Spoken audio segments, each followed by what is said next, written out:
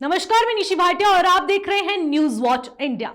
34 साल बाद सरकार ने शिक्षा नीति पर गौर फरमाया और एक ऐसा कदम आगे बढ़ाया जिससे जागरूक होना आपके और मेरे लिए बेहद जरूरी है। तो चलिए ज्यादा वक्त जाया ना करते हुए खबर में आगे बढ़ते हैं और जान लेते हैं कि कैबिनेट ने नई शिक्षा नीति यानी न्यू एजुकेशन पॉलिसी 2020 को जो हरी झंडी दिखाई है, तो वहीं शिक्षा नीति में बदलाव किया गया है, उसमें क्या कुछ खास बातें होने वाली है। तो चलिए, न्यू एजुकेशन पॉलिसी 2020 के अनुसार केवल 12वीं क्लास वालों को ही बोर्ड की परीक्षा देनी होगी। वहीं एमफिल बंद होगा और कॉलेज की डिग्री 3 साल से हटाकर अब 4 साल की होगी। इससे साफ होता है कि पहले 10वीं बोर्ड की परीक्षा देना अनिवार्य होता था, जो अब नहीं होगा, यानी 10वीं बोर्ड पूरी तरह से खत्म। इसी के साथ ही अब 5वीं तक के छात्रों को मातृभाषा, स्थानीय भाषा और राष्ट्रभाषा में ही पढ़ाया जाएगा। बाकी विषय चाहे वो अंग्रेजी ही क्यों ना हो, एक सब्जेक्ट के तौर पर ही पढ़ाया जाएगा।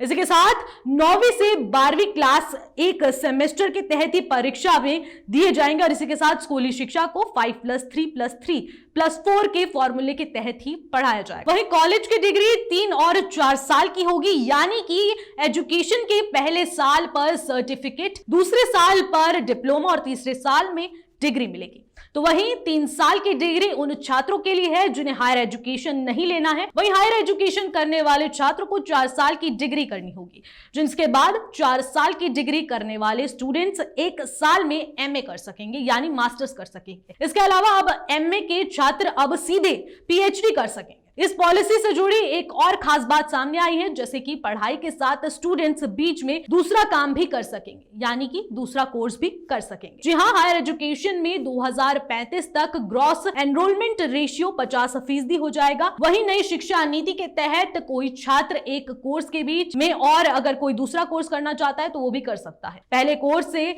सीमित समय के लिए ब्रेक लेकर वो दूसरा कोर्स कर सकेगा।